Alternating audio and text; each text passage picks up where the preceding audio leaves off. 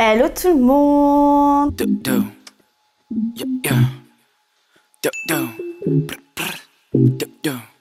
Hello tout le monde, j'espère que vous allez bien. Aujourd'hui, petite vidéo, on se retrouve pour parler de sauvetage. Et oui, parce que je suis clairement dedans pour certaines plantes que je vais vous montrer juste après. Et on va voir ensemble si on peut les sauver ou pas et parler un peu quelles peuvent être les causes pour qu'une plante aille mal et voir un peu si c'est sauvable ou pas. Avant de commencer cette vidéo, bienvenue sur ma chaîne si vous ne me connaissez pas, moi c'est Laetitia et si vous me connaissez déjà, welcome back. Vous connaissez déjà le refrain. Avant de vous montrer les plantes que je dois sauver, je vais vous parler un peu de quelles peuvent être les raisons pour lesquelles une plante va mal.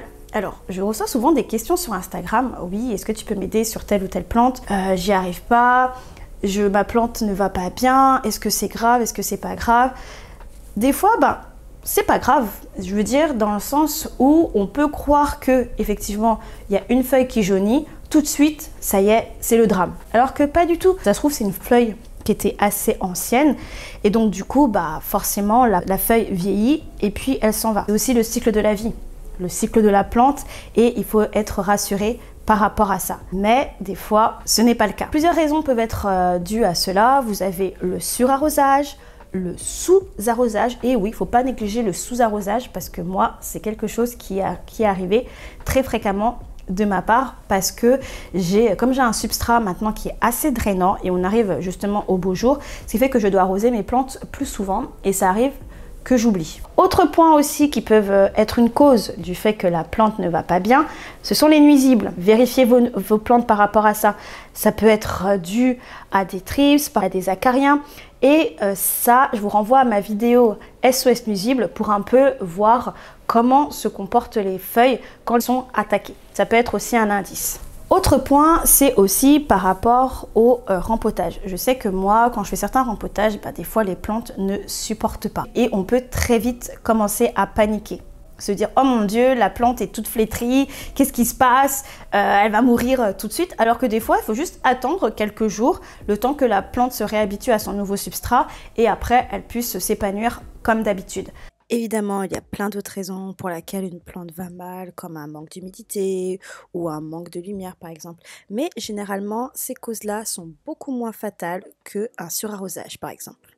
Aujourd'hui, on ne va pas parler de ça. Aujourd'hui, je vais vous montrer plusieurs plantes, dont celle-ci.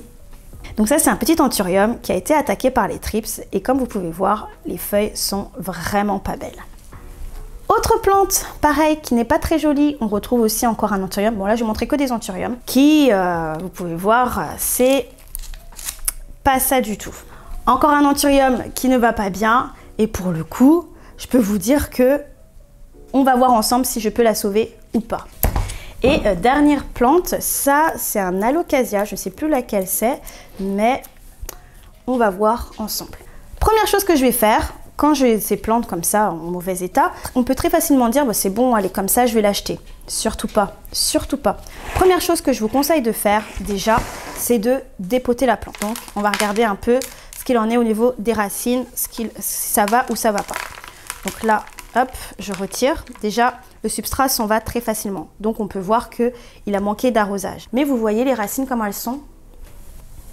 Elles sont encore toutes blanches. Elles sont encore blanches. Donc je peux sauver cette plante. Vérifiez vos racines, vérifiez si les racines ne sont pas pourries, si les racines elles sont encore blanches ou vertes et si la plante peut encore être sauvée. Le système racinaire va déjà vous donner un bon indicateur pour voir si vous pouvez sauver votre plante ou pas. Donc sur celle-ci, bon, les racines sont bonnes, il n'y a pas de souci. Je vais retirer la feuille qui n'est pas belle, hop, et je vais garder cette feuille principale parce que c'est la feuille principale. Hop, et celle-ci, je la retire. Voilà.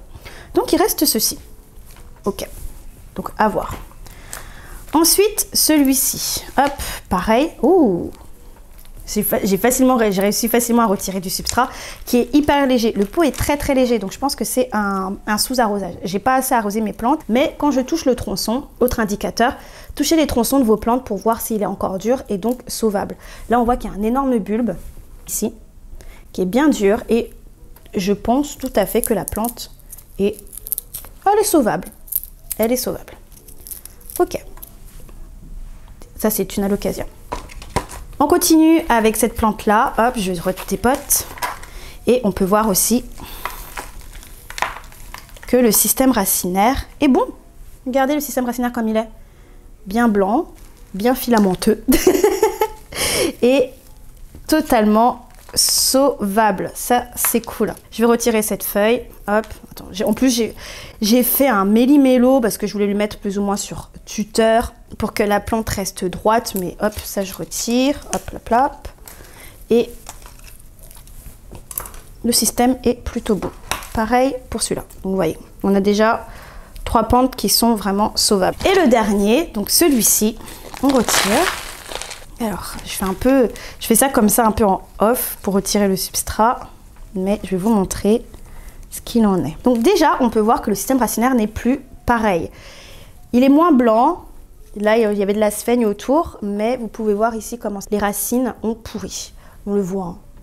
Les racines ne sont plus blanches. Quand on les touche, elles ne sont pas du tout dures, à part ici. Donc, ce qui fait que je vais couper toute cette partie-là, toutes les racines qui sont comme ça, qui tombent. Hop, j'ai même pas besoin de prendre un sécateur. Ça part tout seul. Mais, chose que je peux remarquer, c'est que le tronçon est dur. Donc, comme le tronçon est dur, pareil, la plante est totalement sauvable. Et là, je vois que même elle a commencé à me faire des petites racines ici, sur le côté. Hop. Voilà, juste là. C'est possible, on peut sauver les plantes. Alors, que faire après? Vous avez plusieurs choix. Vous pouvez choisir de la sphaigne, vous pouvez mettre en pont aussi, ça marche très bien. Et récemment, j'ai testé le substrat d'aquarium, le Manodo, qui marche aussi très bien. De la perlite vermiculite, ou alors tout simplement, vous pouvez directement les mettre dans un substrat à base de terreau, pour qu'elle puisse repartir tranquillement. En plus de ça, si vous mettez dans un substrat directement à base de terreau, vous n'aurez pas besoin de faire un transfert sphaigne, terreau, perlite vermiculite, terreau, ce qui est déjà simple. Autre astuce pour pouvoir sauver vos plantes, ça marche très bien avec les monstera, les syngoniums, les maranta, c'est évidemment de tout simplement les mettre à l'eau. Vous pouvez tout simplement couper des tronçons et les mettre dans un petit récipient avec de l'eau et les laisser développer leurs racines. Ça marche aussi très bien. Là, je vous ai montré hop, ma petite station, une de mes stations de bouturage où vous retrouvez donc un syngonium, une maranta et un philodendron. Ça marche aussi avec les phyllos. Et vous voyez, hop, si je retire, toutes les racines qui ont été développées avec juste un petit fond d'eau. Par contre, pour ça, autre point important, c'est renouveler l'eau le plus souvent possible, évidemment, parce que dans l'eau, il y aura de l'oxygène et les plantes vont récupérer cet oxygène dans l'eau pour pouvoir se développer et pouvoir faire des racines. Donc, ne négligez pas, ne laissez pas croupir l'eau, s'il vous plaît. Changez votre eau pas j'allais dire le plus souvent possible, mais essayez de renouveler l'eau et puis après, faites en sorte aussi qu'elle reste pas trop longtemps sans eau, parce que des fois on peut laisser ça et puis ne pas faire attention et de se dire ah zut, j'ai oublié d'arroser, de remettre de l'eau dans le récipient. Donc faites ça aussi, ça marche aussi très bien de les mettre en eau. Mais enfin, j'ai surtout parlé pour moi de l'astuce number one qui fait que vos plantes peuvent vite repartir facilement. Si vous me suivez déjà sur cette chaîne, vous savez exactement de quoi je vais vous parler. L'astuce en question, c'est évidemment les box. Alors, les box, c'est pour moi l'astuce number one pour réussir à sauver ces plantes. J'ai pas mal de box chez moi, surtout évidemment pour quand je dois faire grandir mes bébés plantes. Ça marche du feu de Dieu.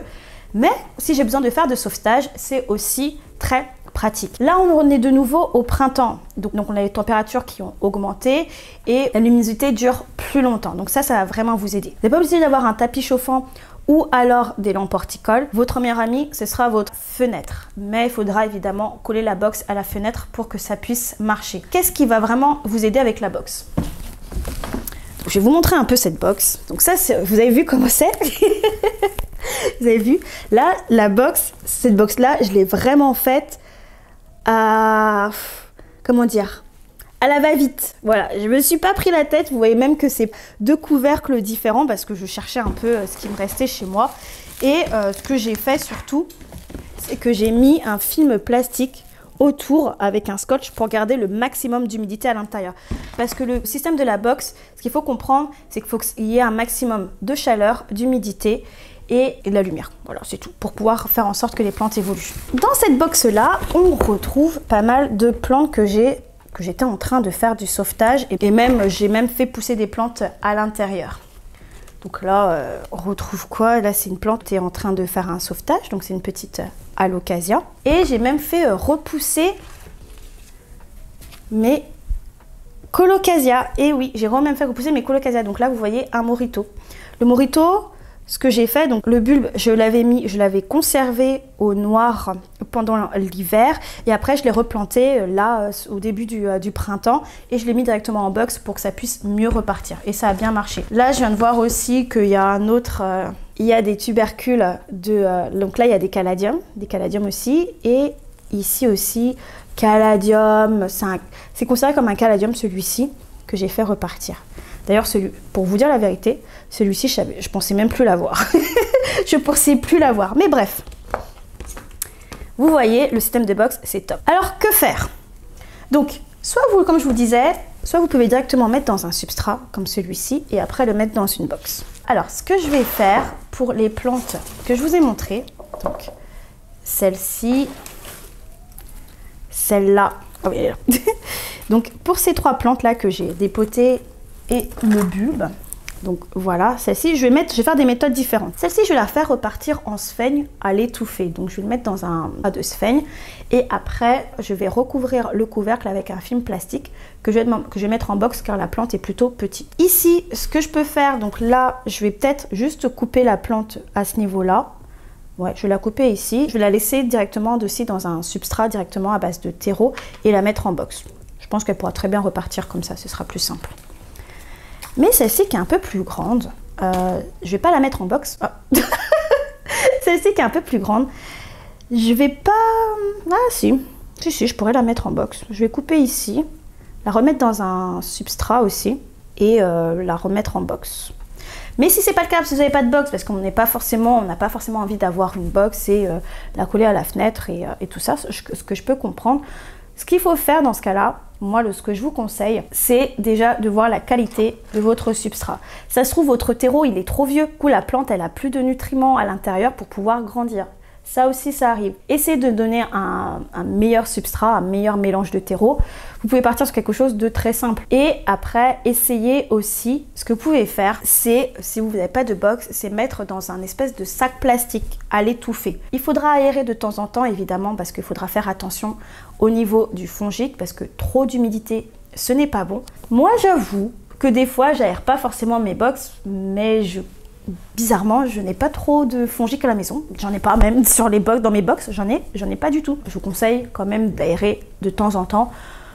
Quasi tous les jours si vous avez le temps, ou alors 2 à 3 fois par semaine où vous laissez la box ouverte et vous laissez renouveler l'air à l'intérieur. Dernier point aussi pour moi qui est assez important, ça va être au niveau du choix du pot. Il ne faut pas que le pot soit trop grand parce que du coup les racines, elles ont essayé de coloniser le pot avant vraiment de pouvoir faire des feuilles. Donc essayez d'avoir un pot où les racines vont se coller autour du pot et après vous remplissez avec le substrat de votre choix. Pour moi, la taille du pot est aussi importante, mais n'essayez pas de prendre un pot trop gros. Non. Autre point aussi important, n'hésitez pas à couper les feuilles qui sont malades, les feuilles qui sont jaunies, quitte à ce qu'il n'y ait plus de feuilles. Hein. Ça, c'est pas grave. S'il n'y a plus de feuilles, ce n'est pas grave. Le but, c'est vraiment, plus le système racinaire va d'abord se développer, les feuilles vont venir après. Ça, c'est important. Donc voilà, je pense que c'est tout ce que je pourrais vous dire concernant le sauvetage de vos plantes. Mais chose que j'aimerais dire aussi pour moi qui est très important par rapport à ça, ne vous prenez pas la tête. Vous pouvez réussir à sauver vos plantes. Même si on croit que tout est perdu, essayez. Essayez quand même de sauver votre plante. Après, si elle est plus sauvable, c'est pas grave, hein, tant pis. C'est des choses qui arrivent, faut pas vous culpabiliser par rapport à ça. Non, essayez. Et puis si ça fonctionne, tant mieux. Si ça fonctionne pas, c'est pas grave. Et voilà, c'était une petite vidéo pour sauver votre plante et vous dire que c'est tout à fait possible. Si j'ai oublié des petits détails ou si vous avez des méthodes différentes pour sauver vos plantes, n'oubliez pas, l'espace commentaire est aussi là pour échanger, pour dire vos astuces, pour dire comment vous faites, comment vous y prenez. Et je sais qu'il y a des gens qui regardent les commentaires pour prendre des informations, donc n'hésitez pas à partager vos astuces à vous, vos solutions, comment vous faites. Et comme ça, vous partagez au plus grand nombre. Sur ce, j'espère que cette vidéo vous aura plu. On se dit à la prochaine. Bye!